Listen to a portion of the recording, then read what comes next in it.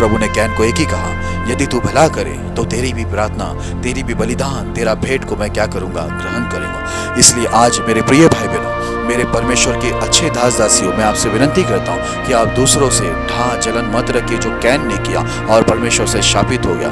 आप दूसरे को आशीष पाते हुए देखकर आपको जलन रखने की जरूरत नहीं है, पर आपको आपके स्वभाव बदलने की जरूरत है।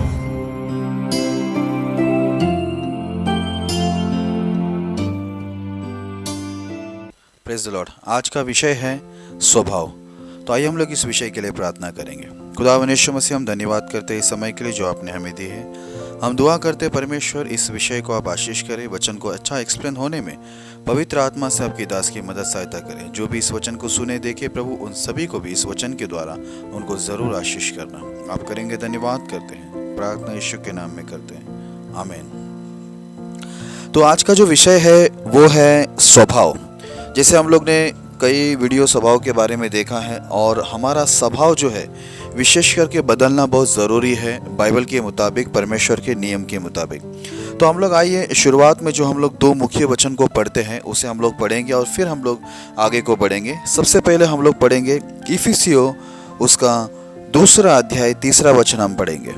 इनमें हम भी सबके सब पहले अपने शरीर की लालसाओं में दिन बिताते थे और शरीर और मन की इच्छाएं पूरी करते थे, और अन्य लोगों के समान स्वभाव ही से क्रोध की संतान थे।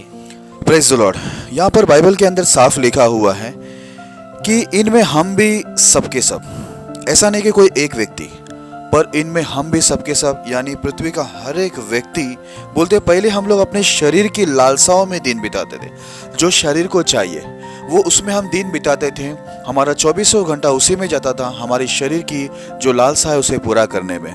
और दूसरी बात वहाँ पर ऐसा लिखा है कि हम शरीर और मन की इच्छाएं को पूरी करते थे, और यही स्वभाव की वजह से हम लोग क्रोध के संतान थे करके लिखा हुआ है। तो बाइबल साफ बताती है कि हम लोग शरीर और मन की इच्छा पूरी कर रहे थे, अपने लालसाओं में दिन बिता रहे थे, लेकिन परमेश्वर ने हमें जगत से चुना।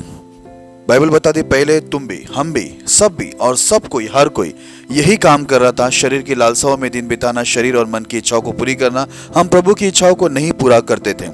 कई बार ऐसा हो जाता है, परमेश्वर हमें दुनिया से तो चुन लेता है, और दुनिया से चुनकर हमें परमेश्वर के पास लेके आता है, कलीसिया में लेके आता है, हमें परमेश्वर अपना वचन देता है और हम लोग प्रभु के साथ जुड़ जाते हैं। लेकिन कई बार ऐसा हो जाता है, हम प्रभु में आ तो जाते हैं, फिर भी कई बार ऐसे हम लोग परमेश्वर की इच्छाओं को पूरी नहीं करते हैं। हम शरीर की लालसाओं में ही दिन बिताते हैं और शरीर और मन की इच्छाओं को पूरी करते हैं, जिसके वजह से बाइबल में लिखा है कि इसी के वजह से, इसी स्वभाव के वजह से तुम क्या हो, क्रोध के संतान।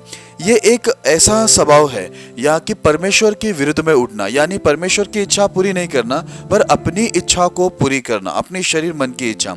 तो ये जो स्वभाव की वजह से, जैसे अन्य लोग यानी आज अन्य जातियों के ऊपर कैसा परमेश्वर का क्रोध है, वैसे एक समय हमारे ऊपर भी था। लेकिन परमेश्वर ने हमें क्या किया, अब परमेश्वर ने हमें चुन लिया, जगत से बाहर निकाला, सत्य परमेश्वर की पहचान दी, और क्या किया, परमेश्वर ने हमें उनका पवित्र वचन भी हमें बताया और समझाया।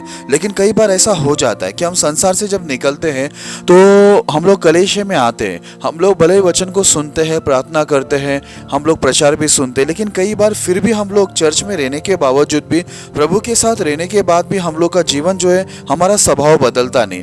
हमारा स्वभाव ऐसा ही रहता है, यानी शरीर और मन की इच्छा पूरी करना और अपनी लालसाओं में दिन बिताना।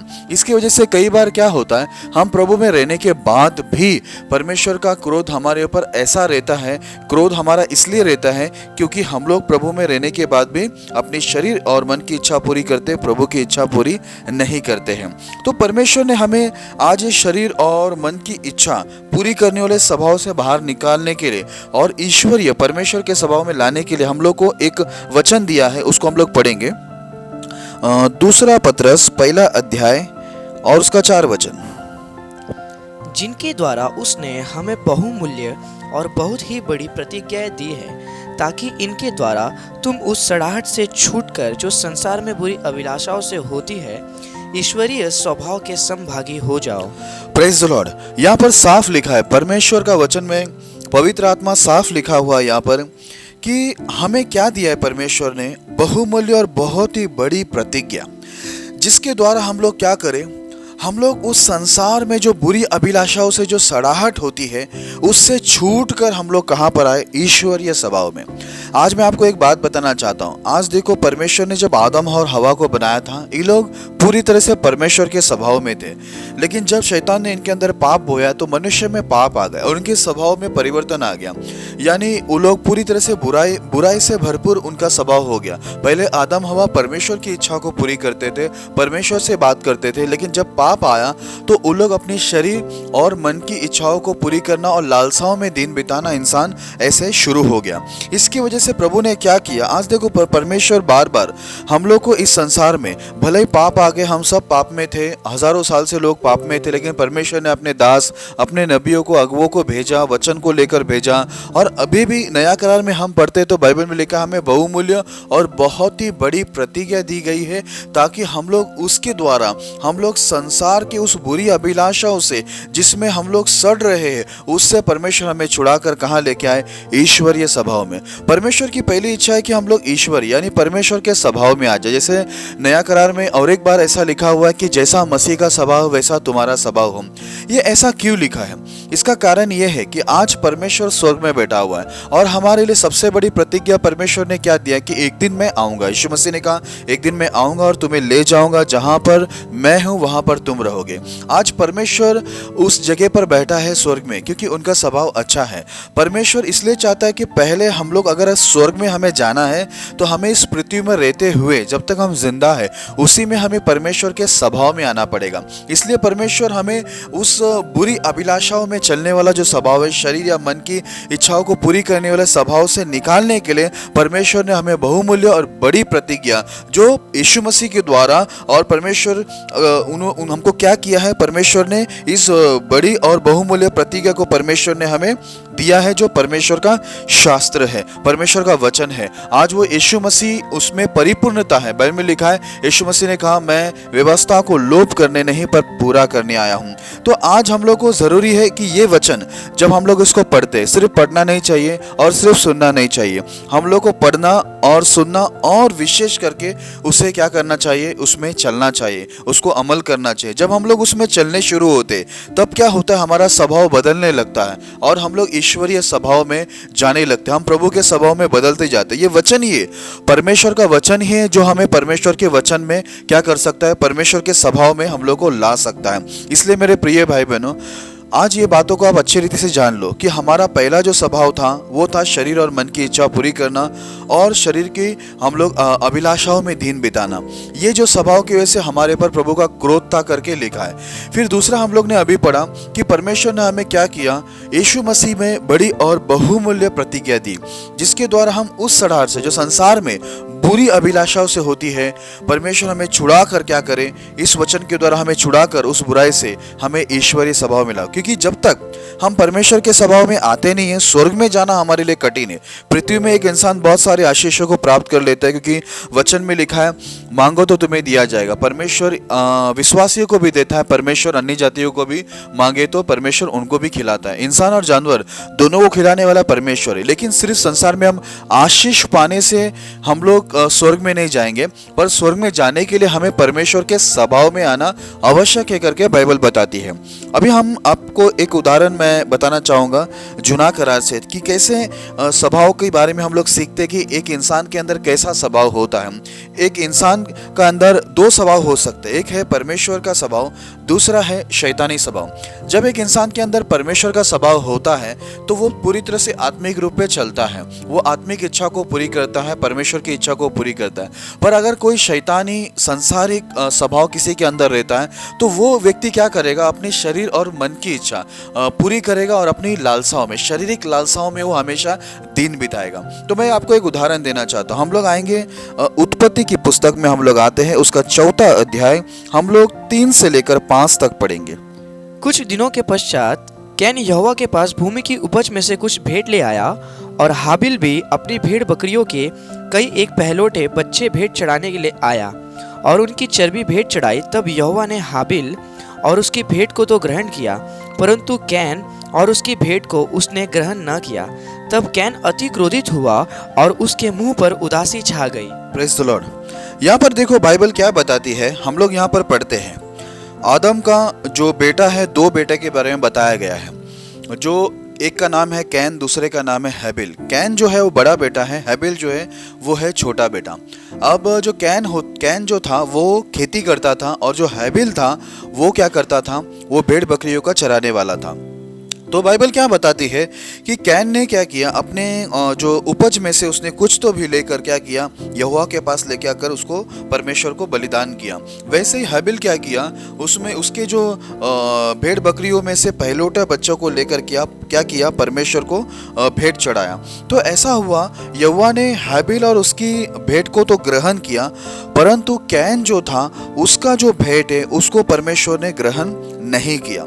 जब परमेश्वर ने कैन के भेंट को ग्रहण नहीं किया तो बाइबल में लिखा है, कैन अति क्रोधित हुआ और उसके मुंह पर उदासी छा गई। वो बहुत गुस्से में आ गया कैन कि उसका जो भेंट है वो ग्रहण नहीं हुआ। इसके लिए उसको गुस्सा भी आया, उसके मुंह पर बहुत उदासी छा गए। पर हैबिल का जो भेंट है वो परमेश्वर ने क्या किया, वो ग्रहण किया। तो देखो, जब ये ऐसा हुआ तब आगे क्या होता है वो मैं उसे पढ़ना चाहूंगा। अभी हम लोग उसी अध्याय में 6 से लेकर 7 तक पढ़ेंगे। तब यहोवा ने कैन से कहा, तू क्यों क्रोधित हुआ और तेरे मुंह पर उदासी क्यों छा गई? यदि तू भला करे तो क्या तेरी भेंट ग्रहण न की जाएगी? और यदि तू भला न करे तो पाप द्वार पर छिपा रहता है और उसकी लालसा तेरी ओर होगी और तुझे उस पर प्रभुता करनी है। Praise the Lord. यहाँ पर बाइबल साफ बताता है, परमेश्वर कैन को समझा रहा है। वहाँ पर बात ऐसा हुआ, तब यहोवा ने कैन से कहा, तू क्यों क्रोधित हुआ और तेरे मुंह पर उदासी क्यों छाई है? परमेश्वर उसको पूछता है, कैन को पूछता है, तू क्यों क्रोधित हो गया और तेरे मुंह पर उदासी क्यों है? यहाँ पर परमेश्वर को समझाते हुए ये बात कहते हैं, यदि तू भला करे तो क्या तेरी भेंट ग्रहण ना की जाएगी? और यदि तू भला ना करे तो पाप तेरे द्वार पर छिपा रहता है और उसकी लालसा तेरी ओर होगी और तू उस पर प्रभुता करेगा। यहाँ पर साफ लिखा है कि अगर तू भला करेगा तो तेरा भेंट क्या होगा, ग्रहण होगा। पर तू भला नहीं करेगा तो पाप क्या है, द्वार पर ही खड़ा है। वो क्या होगा, वो तेरी ओर देखकर खड़ा है और वो तुझे उस पर प्रभुता करना होगा करके बाइबल बताती है। उसकी जो लालसा है वो तेरी ओर है, पाप का। पाप हमेशा हमारे द्वार पर, हमारे हृदय के द्वार पर खड़ा रहता है। तो इसका मतलब यह है, जब परमेश्वर झूठ नहीं बोलता है तो यहाँ पर साफ लिखा हुआ है कि उसको कहा गया कि तू भला करता तो तेरा भेंट ग्रहण हो जाता। आज उसने भला नहीं किया, उसकी जो भेंट थी वो उत्तम रीति से नहीं थी। उसने परमेश्वर के ऊपर भरोसा करके या प्रभु को सम्मान करके उसको उत्तम भेंट परमेश्वर को नहीं दिया। इसकी वजह से क्या हो गया, परमेश्वर ने उसका बलिदान ग्रहण नहीं किया। फिर भी परमेश्वर उसको समझाता, तू भला करता तो तेरा भी भेंट ग्रहण हो जाता, पर तू अगर भला नहीं करेगा तो पाप तेरे द्वार पर ही छिपा रहता है और जो पाप का लालसा है वो तेरी ओर है और तुझे पाप पर प्रभुता करना होगा। तो क्या होता है, पाप हमें हमेशा देखकर बैठा रहता है, शैतान पाप को लेकर। तो क्या होता है, बाद में हम लोग क्या हो जाते हैं, हम लोग पाप के ऊपर अधिकारी होते हैं, यानी हम लोग पाप करना शुरू करते हैं। जब हम लोग भला नहीं करते तो पाप हमारे जीवन के अंदर क्या होता है, वास करता है और हम लोग पाप को लेके चलने वाले लोग बन जाते हैं। जैसे हाबिल का भी ऐसा ही हुआ। जब उसको परमेश्वर ने समझाया तो हम लोग आगे पढ़ते हैं कि आगे किस प्रकार उसने किया, हम लोग देखेंगे। हम लोग उसी 4 अध्याय में 8 से लेकर 10 तक पढ़ेंगे। तब कैन ने अपने भाई हाबिल से कुछ कहा और जब वे मैदान में थे तब कैन ने अपने भाई हाबिल पर चढ़कर उसे घात किया। तब यहोवा ने कैन से पूछा, तेरा भाई हाबिल कहाँ है? उसने कहा, मालूम नहीं, क्या मैं अपने भाई का रखवाला हूँ? उसने कहा, तूने क्या किया है? तेरे भाई का लहू भूमि से मेरी ओर चिल्लाकर मेरी दुहाई दे रहा है। Praise the Lord. यहाँ पर साफ लिखा है, बाइबल के अंदर ऐसा लिखा है कि यहाँ पर कैन ने क्या किया, हाबिल को वहाँ पर कुछ कहा और बाद में वो जो मैदान में था तो वहाँ पर ऐसा लिखा है कि कैन हाबिल के ऊपर क्या किया, उसके ऊपर हमला कर कर उसके छोटे भाई को उसने क्या किया, मार दिया, यानी मर्डर कर दिया, यानी जान से उसको मार दिया करके लिखा हुआ है। और आगे ऐसा लिखा है, तब यहोवा ने कैन से पूछा, तेरा भाई हाबिल कहाँ है? उसने कहा, मालूम नहीं, क्या मैं अपने भाई का रखवाला हूँ? जब परमेश्वर उसको पूछा तेरा भाई कहाँ पर है तो वो क्या बोलता है, मुझे मालूम नहीं। उसने झूठ भी बोला, उसने मर्डर किया। जब परमेश्वर को पूछा तो परमेश्वर को वो क्या बोलता है, झूठ बोलता है, मुझे मालूम नहीं, और उल्टा भी बोलता है कि मैं क्या उसका रखवाला हूं क्या।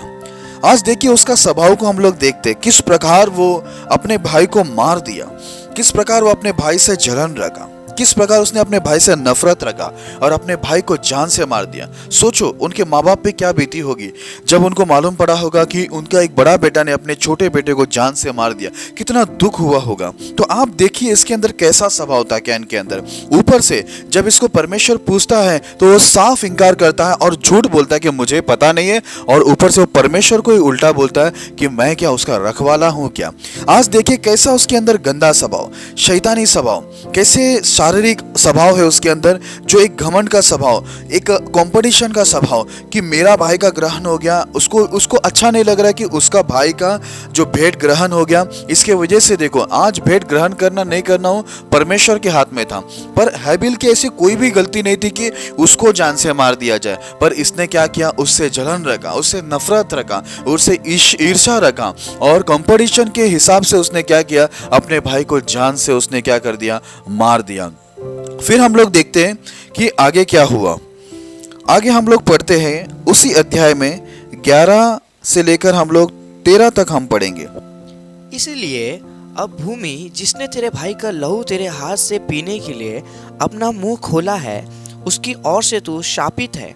चाहे तू भूमि पर खेती करे तो भी उसकी पूरी उपज फिर तुझे न मिलेगी, और तू पृथ्वी पर भटकने वाला और भगोड़ा होगा। तब कैन ने यहोवा से कहा, मेरा दंड सहने से बाहर है। तो जैसे बाइबल के अंदर लिखा है कि हम लोग ने जो पहला भी वचन पढ़ा था उसमें लिखा है कि परमेश्वर ने कैन से कहा, तेरा भाई का जो लहू है वो भूमि से मुझे क्या कर रहा है, पुकार रहा है करके उसने मेरी दोहाई दी। और अभी जो हमने वचन पढ़ा उसमें लिखा है, इसलिए अब भूमि जिसने तेरे भाई का लहू तेरे हाथ से पीने के लिए अपना मुंह खोला है, उसकी ओर से तू शापित है करके परमेश्वर ने क्या किया, कैन को शापित किया, क्योंकि उसने तो एक तो अपने भाई को मार दिया था। दूसरा चीज वहां पर देखते हैं कि हम लोग ने जब परमेश्वर उसको पूछता है तो वो सीधा झूठ बोलता है। तीसरा चीज हम लोग वहां पर देखते हैं कि वो परमेश्वर को ही उल्टा जवाब देता है। इससे पहले तो उसने गलती किया ही था, जब उसको समझाया था तभी वो समझा नहीं, लेकिन उसने अपनी गलती को क्या किया, और भी आगे बढ़ाया। और आगे ऐसा लिखा है, चाहे तू भूमि पर खेती करे तो भी उसकी पूरी उपज फिर तुझे ना मिलेगी, और तू पृथ्वी पर भटकने वाला और भगोड़ा होगा। बोलते तू खेती तो करेगा पर तुझे पूरी उपज नहीं मिलेगा। परमेश्वर ने शाप दिया और बोला तू भटकने वाला होगा और तू भगोड़ा होगा, तुझे जो भी देखे वो क्या करेगा, भगाएगा। ऐसा शाप उसको देते समय उसने कहा, तब कैन ने यहोवा से कहा, मेरा दंड सहने से बाहर है। अब उसको मालूम पड़ा कि परमेश्वर जब शाप दिया तो वो परेशानी के अंदर आ गया। हम लोग कैन के अंदर जो स्वभाव देखते हैं, सबसे पहले मैं आपको हैबिल के बारे में बताना चाहूंगा। हैबिल बाइबल बताती वो धर्मी था। हैबिल ने परमेश्वर को विश्वास से और एक सच्चे मन से परमेश्वर को उत्तम बलिदान दिया। परमेश्वर से उसका एक लगाव था, परमेश्वर से प्यार था और परमेश्वर को वो सम्मान आदर करता था। इसी की वजह से परमेश्वर ने क्या किया, हैबिल का जो है बलिदान को ग्रहण किया, क्योंकि वो सच्चाई आत्मा से प्रभु को बलिदान दिया था। लेकिन हम लोग उसके बड़े भाई को देखते हैं, कैन को। तो कैन का ऐसा था कि कैन जो था वो उत्तम बलिदान तो नहीं दिया, और उसका जो विश्वास था वो परमेश्वर पे इतना अच्छा नहीं था, और जो उसका मन प्रभु के प्रति वो भी अच्छा नहीं था। इसके लिए उसके बलिदान परमेश्वर ने ग्रहण नहीं किए। लेकिन जब नहीं किया तो हम लोग क्या देखते हैं, वो कि अति क्रोधित हो गया और उसको बहुत गुस्सा आ गया, और गुस्सा भी आ गया, उसके मुंह पे उदासी भी आ गई। देखिए हम लोग यहाँ पर क्या देखते हैं कि एक तो गलती उसी ने किया और गुस्सा भी वही हो रहा है, गलती उसी ने किया और उदास भी वही हो रहा है। फिर हम लोग क्या देखते हैं कि वो जब परमेश्वर उसको समझाया तो भी वो क्या किया, वो समझा नहीं, लेकिन उसने क्या किया, और भी उसके पाप को, उसकी अधर्मिकता को बढ़ाया। मैं आपको एक बात बताना चाहता हूं कैन के बारे में। देखिए कैन जो था वो एक जलन रखने वाला व्यक्ति, एक घमंड रखने वाला व्यक्ति, एक कंपटीशन मन का व्यक्ति था वो। इसलिए उसने क्या किया, अपना भाई, अभी देखिए यहाँ पर मैंने जैसे पहले ही बताया कि एक भेंट को ग्रहण करना या नहीं करना वो परमेश्वर के हाथ में, लेकिन उसका भाई हैबिल, उससे उसका कुछ भी लेना नहीं देना था। आज उस हैबिल को पता ही नहीं था कि उसका भाई के अंदर इतना जलन उसके प्रति है। उसके भाई को, हैबिल को ये पता ही नहीं था कि उसका जो बड़ा भाई उससे इतना क्रोधित हो गया है, जबकि परमेश्वर का ये लेन देन लेन था, लेना है या नहीं लेना है। फिर भी उसने अपना गुस्सा कहाँ पर निकाला? हाबिल के ऊपर, कि हाबिल का भेंट ग्रहण हो गया, हाबिल को परमेश्वर ने आशीष किया, हाबिल को परमेश्वर प्रेम करता है और हाबिल को परमेश्वर क्या करता है, चाहता है करके उसने क्या किया, सारा गुस्सा लाकर किधर निकाला?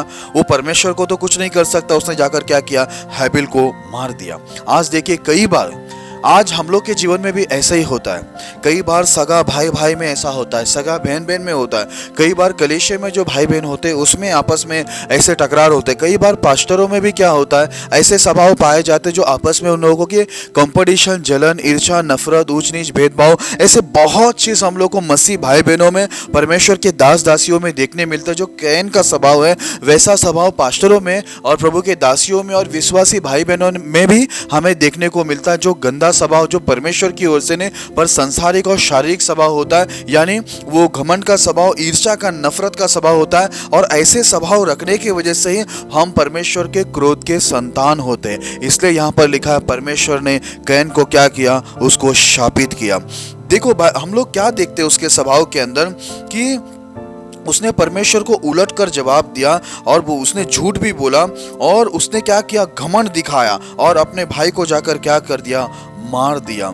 क्योंकि उसको दूसरे का जो अच्छाई है ये देखने को उसको इच्छा नहीं थी, यानी उसको अच्छाई देखने होता नहीं था। आज बहुत सारे पास्टर लोग मिलेंगे आपको, बहुत सारे प्रभु की दासियां भी मिलेंगी। अगर किसी दूसरे पास्टर का अच्छा हो रहा है या दूसरा कोई परमेश्वर की जो सेविका है उसका अच्छा हो रहा है, तो ये क्या होता है, ये पास्टर लोग और ये जो प्रभु की सेविका कहलाए जाते हैं, बहुत अच्छे वचन को सिखाते, ये लोग को उनसे बहुत जलन होता है। उतना ही नहीं, जो सगे भाई होते, सगा भाई अपने सगे भाई से, यहाँ पर भी देखिए सगा भाई, खून का रिश्ता है, बड़ा भाई अपने छोटे भाई से इतना ईर्ष्या, इतना नफरत रखा कि उसको जान से ही मार दिया। उसको जया भी उसने दया नहीं की, उसको उसके प्रति कोई प्रेम नहीं था, लगाव नहीं था। ऐसा कितने गंदे स्वभाव, उसमें परमेश्वर का स्वभाव हमें देखने नहीं मिलता। आज भी ऐसे बहुत सारे भाई लोग हैं जो अपने ही भाई से ईर्ष्या करते, कंपटीशन करते, नफरत करते, अपने ही भाई का नाश चाहते, बुरा चाहते, नुकसान चाहते। क्यों?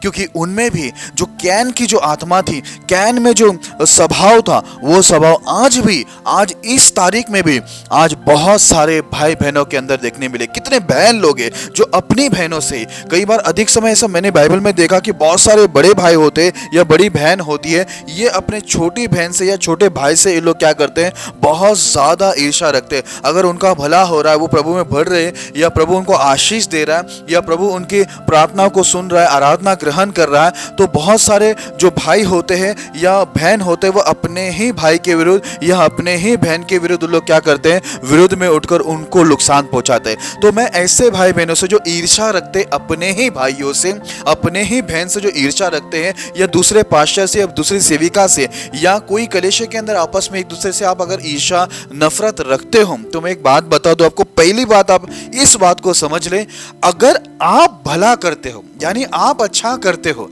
आपका मन अच्छा है, तो परमेश्वर आपकी भेंट ग्रहण करेगा। दूसरी बात, जो भेंट ग्रहण करना या नहीं करना यह परमेश्वर के हाथ में।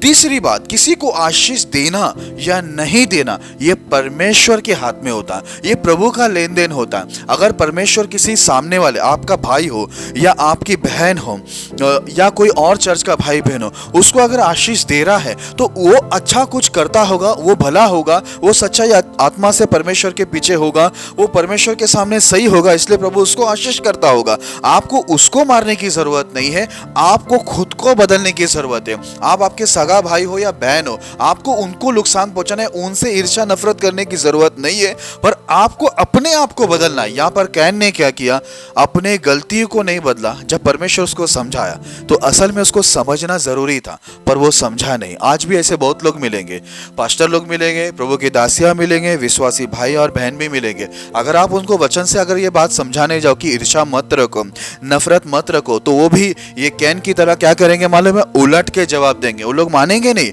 वो लोग सुनेंगे नहीं। अगर प्रभु का कोई दास जाके, प्रभु का कोई भी व्यक्ति जाकर अगर समझाए तो वो भी कैन की तरह बात करेंगे। क्योंकि आज भी कैन के स्वभाव में बहुत सारे भाई बहन हैं, बहुत सारे प्रभु के दास दासी जो उलट के जवाब देते हैं, और प्रभु समझाने के बाद भी वो लोग क्या करते, गलती को सुधारते नहीं। आज देखिए, अगर आपकी प्रार्थना कबूल नहीं होती है, आप उन्नति नहीं पा रहे परमेश्वर में, आपका सारा काम फेल हो रहा है, आप बढ़ बढ़ नहीं पा रहे हो, तो ये आपकी कमी घटी है, किसी और की नहीं। आपका कोई भाई बहन की कमी घटी की वजह से प्रभु आपको दंड दे रहा है, वैसा नहीं है। या कोई दूसरे भाई बहनों की वजह से प्रभु आपको दंड दे रहा है, वैसा नहीं है। अगर कोई पास्टर लोग ऐसा सोचते तो मैं आपको बता दूं, कोई दूसरा पास्टर आशीषित हो रहा है और आप नहीं हो रहा है, तो उनके वजह से प्रभु आपको दंड दे रहा है, ऐसा भी नहीं किसी और की वजह से। लेकिन आपका अपना गुनाह, आपका स्वभाव, जो अपना स्वभाव, हमारा जो गलत स्वभाव होता है, शारीरिक सांसारिक स्वभाव जो होता है, ईर्ष्या वाला, नफरत वाला जो स्वभाव होता है, और जलन रखने वाला जो स्वभाव होता है, कंपटीशन जो वाला जो स्वभाव होता है, ये स्वभाव हमें क्या करता है? परमेश्वर की आशीष पाने से रोकता है, प्रभु के करीब जाने से रोकता है, और प्रभु हमारे बलिदान को, हमारी आराधना, हमारी भक्ति को ग्रहण नहीं करता है। फिर उस समय हमें क्या होता है? हमें हमारी गलती सुधारने के बदले हमें गुस्सा आता है। हम ही गलत करते हैं और हमें ही गुस्सा आता है, हम ही गलत करते हैं और हमारे ही मुंह पे उदासी छाते हैं कि मेरा प्रार्थना प्रभु नहीं सुन रहे, वो अच्छा हो रहा है, मेरा भाई अच्छा हो रहा है, मेरी बहन अच्छा हो रहा है, वो दूसरा पास्टर अच्छा हो रहा है, ये दूसरी सेविका अच्छा हो रहा है, चर्च के दूसरे भाई बहन अच्छे हो रहे। वो क्यों हो रहे? वो क्यों हो रहे? अगर दूसरा आशीषित हो रहा है तो आपको जलन रखना, ईर्ष्या रखना, नफरत रखना, यह कंपटीशन करने की जरूरत नहीं है। आपको आपके स्वभाव को बदलना जरूरी है। जब आपका स्वभाव मसीह के स्वभाव में आ जाएगा, यानी मसीह का स्वभाव आपके अंदर आ जाएगा, जब आपका स्वभाव बदल जाएगा तो ऑटोमेटिकली आपका स्थिति भी बदल जाएगा। आप बदलते हुए देखेंगे आपके जीवन को, क्योंकि जब एक व्यक्ति यीशु मसीह के स्वभाव को अपना लेता है तो यीशु मसीह में जितनी आशीष है, वो सारी आशीष उस व्यक्ति के अंदर क्या होता है? ऑटोमेटिकली वास करने की शुरू कर देता है। आपको किसी से लड़ने की जरूरत नहीं है। आगे बढ़ने के लिए, उन्नति करने के लिए, सक्सेस होने के लिए आपको किसी से लड़ने की जरूरत नहीं है। आपको आपके अंदर जो गंदा स्वभाव है, जो शारीरिक और सांसारिक स्वभाव, जो आपको ईर्ष्या उपजाती है, आपके अंदर नफरत, कंपटीशन उपजाती है, वो स्वभाव से आपको लड़कर जीतना है, वो स्वभाव को आपको हराना है, वो स्वभाव को आपको खत्म करना है। आपको किसी और को नहीं मारना है, पर आपके जो गंदा स्वभाव है उसको आपको मार देना है। जब यीशु मसीह का स्वभाव आपके अंदर आ जाता है तो आप भी उन्हीं की तरह, दूसरों की तरह आपके जीवन में भी आप आशीषों को क्या करेंगे? प्राप्त करेंगे। देखिए, जब ये कैन ने हैबिल को मारा तो वहां पर ये जो मारते समय इसने सोचा नहीं कि इसने परमेश्वर के विरुद्ध पाप किया है। उसको ये नहीं पता चला। उसको क्या लगा मालूम है? मैं अपने भाई को मार दिया हूं, बस किसी को पता नहीं है और परमेश्वर से उसका कुछ लेना देना नहीं है। लेकिन जब हम लोग किसी से ईर्ष्या करते हैं, किसी से नफरत करते हैं, किसी से कंपटीशन करते हैं, किसी के साथ ऊंच नीच भेदभाव ऐसा करते हैं, ऐसा स्वभाव हम लोग रखते हैं कि दूसरे का नाश हो जाए जो मुझसे ज्यादा आशीष पा रहा है, चाहे वो आपके सगे भाई के विरुद्ध हो, सगी बहन के विरुद्ध हो, किसी पास्टर के विरुद्ध हो, किसी दासी के विरुद्ध या कलीसिया का कोई और भाई बहनों के विरुद्ध। आपका मन जब ऐसा आता है तो आपको एक याद रखना है, आप परमेश्वर के विरुद्ध पाप कर रहे हैं। उनके विरुद्ध नहीं जा रहे आप परमेश्वर के नियम के विरुद्ध जा रहे हैं, आप परमेश्वर की व्यवस्था के विरुद्ध जा रहे हैं, आप परमेश्वर को टकरा रहे हो। और बाइबल बताती है, अगर परमेश्वर की विधि का अगर कोई सामना करता है तो वो दंड पाएगा। आज देखो क्या हुआ, कैन ने हैबिल को मारा, पर परमेश्वर ने क्या किया? कैन को जीते जी मार दिया। बोला, तू शापित है। जिस भूमि ने मुंह खोला है तेरे भाई का खून पीने के लिए तेरे हाथों से, वही भूमि की ओर से तू शापित है। तू खेती तो करेगा, तू जितना भी खेती करे, पर तो उसका पूरा उपज तुझे मिलेगा नहीं। तू भटकने वाला होगा, तू एक जगह पे स्थिर नहीं रहेगा, यहां से वहां, वहां से वहां, वहां से वहां, वहां से वहां। तू अलग अलग लोग देखो, एक एक विश्वासी भाई बहन और एक एक प्रभु के दास दासी भी है। कैसे है मालूम है? एक जगह पे कभी टिकते नहीं है वो लोग। हमारा परमेश्वर तो सिद्ध है, पर कई पास्टर और कई विश्वासी भाई बहन आपको ऐसे मिलेंगे जो भटकते यहाँ वहां, उनकी कोई भी स्थिरता नहीं है। और क्या है? भगोड़ा।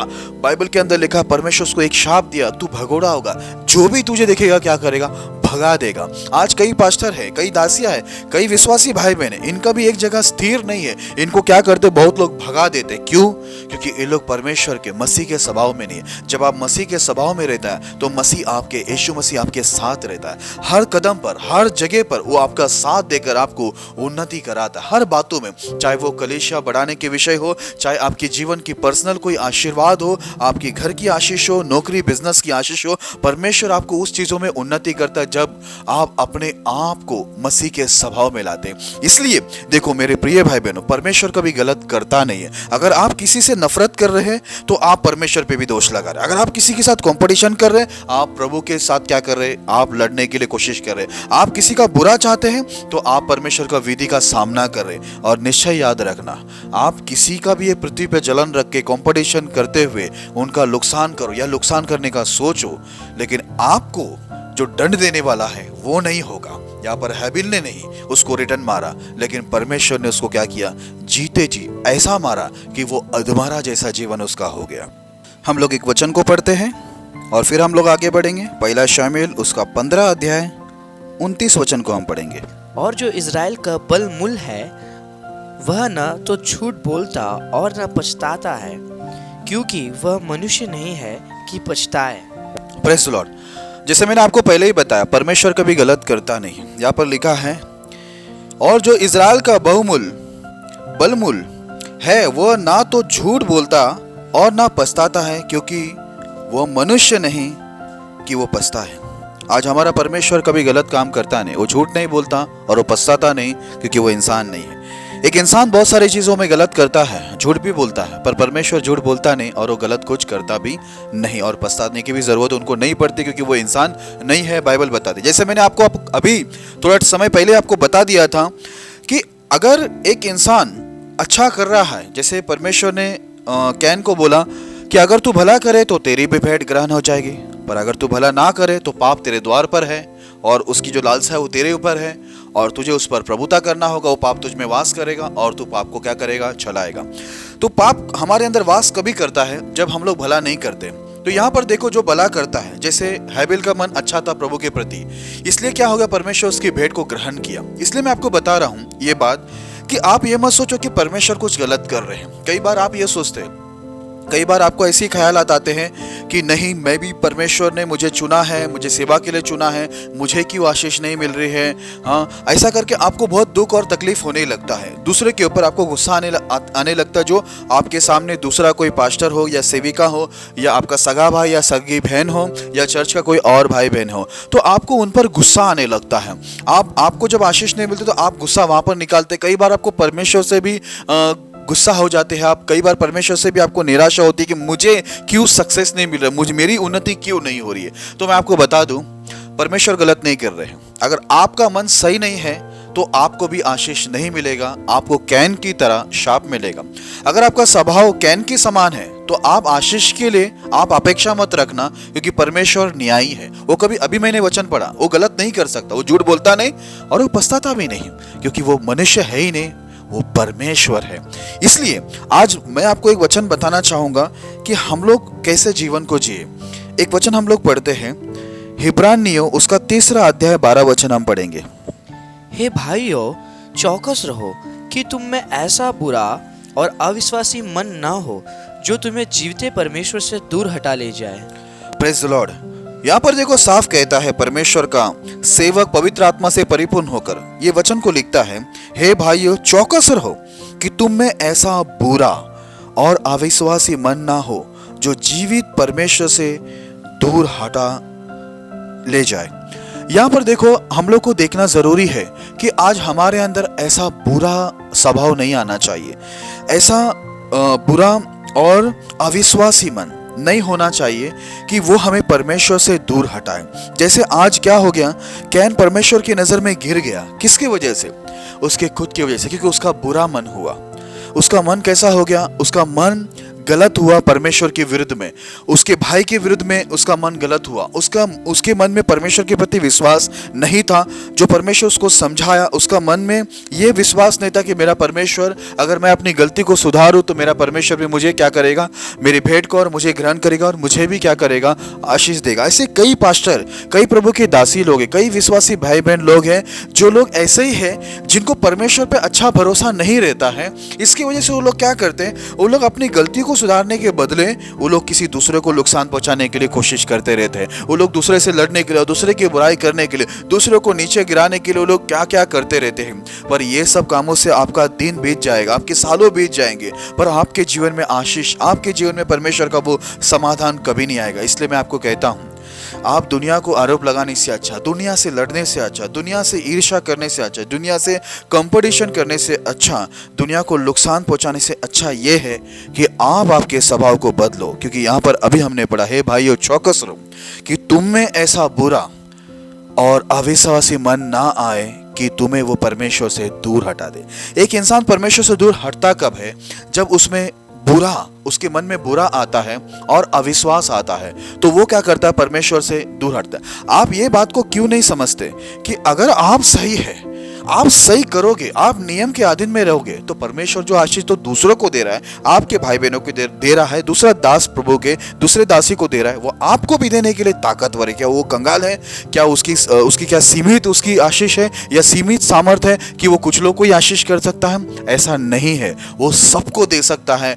उन लोगों को विशेष करके वो दे सकता है जो लोग परमेश्वर के आगे धार्मिकता से जीवन बिताते हैं, प्रभु की इच्छा में जीवन बिताते हैं, प्रभु के अधीन रहते हैं, नम्र रहते हैं। यीशु मसीह भी देखो दास का स्वरूप धारण किया जबकि वो खुद परमेश्वर था, इसलिए बाइबल के अंदर लिखा सर्वोच्च स्थान पर वो जाकर बैठ गया। इसलिए मेरे प्रिय भाई बहनों, मैं एक आखिरी वचन पढ़कर समाप्त करना चाहूंगा।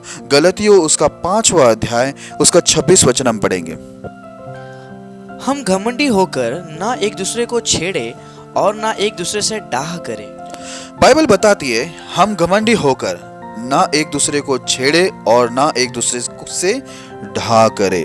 आज बाइबल में देखो परमेश्वर हर बातों को लिख के रखा जो हमें पालन करना है। साफ बोलता है कि हम घमंडी होकर हम लोग एक दूसरे को छेड़े नहीं। प्रभु साफ कहता है, क्योंकि घमंड जब आता है, मुझे भी बनना है, मुझे भी कुछ होना है, मेरे से ज्यादा वो आगे जा रहा है, उसकी प्रार्थना कबूल हो रही है, उसको आशीष मिल रहा है, उसकी सेवकाई बढ़ रही है, उसका चर्च बढ़ रहा है, उसके घर में बहुत आशीष हो रहा है, वो उसको परमेश्वर बहुत टैलेंट दे रहा है, उसको परमेश्वर बहुत इस्तेमाल कर रहा है चर्च के अंदर, वो गिटार बजाने लग गया, वो कैशो बजाने लग गया, वो प्रचार करने लग गया। हम लोग को ऐसी बहुत सारी जलन आ जाते, बहुत सारे हमको, फिर हम घमंड में आ जाते और क्या करता है? घमंडी व्यक्ति क्या करता है? एक दूसरे को छेड़ना शुरू करता है। यहाँ पर लिखा है और हम घमंडी होकर एक दूसरे को ना छेड़े।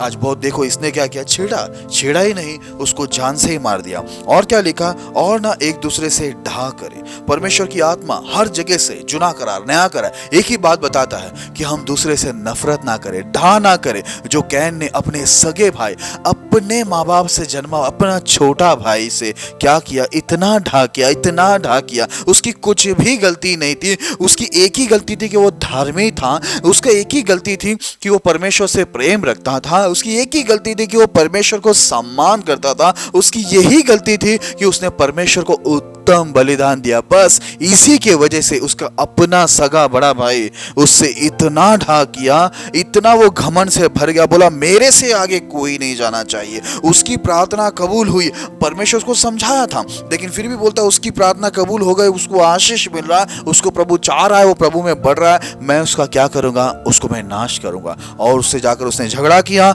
उसको मैदान में घात किया, मार दिया। इसलिए मेरे प्रिय भाई बहनों, कई सेवक लोग, कई सेविका लोग, कई विश्वासी भाई बहनों में भी ये स्वभाव हमें देखने को मिलता है।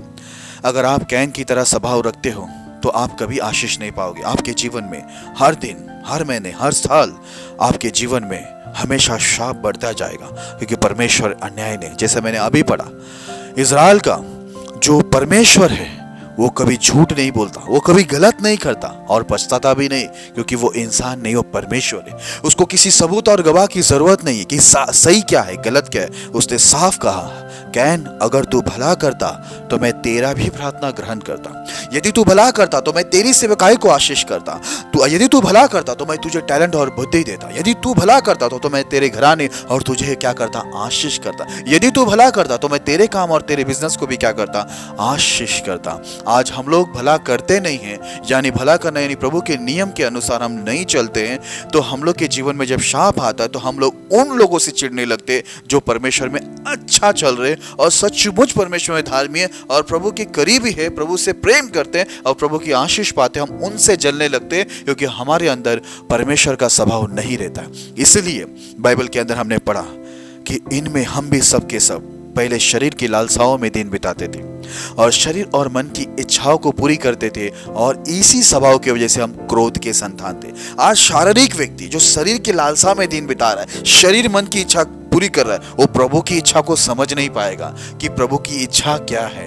मैं आपको बता दूं कि क्रोध हमारे पर क्यों रहता है कि हम प्रभु की इच्छा ने अपनी शरीर, आज कैन ने क्या किया, अपनी शारीरिक इच्छा, अपनी लालसाओं को पूरा किया कि मेरे से आगे कोई नहीं जाना चाहिए, मेरे तुल्य कोई नहीं होना चाहिए, मेरे साथ कोई कंपटीशन के लेवल में नहीं होना चाहिए। आज उसने अपने सगे भाई से इतना ढा करके उसको मार दिया। देखो उसके स्वभाव में क्या था, शारीरिक स्वभाव था।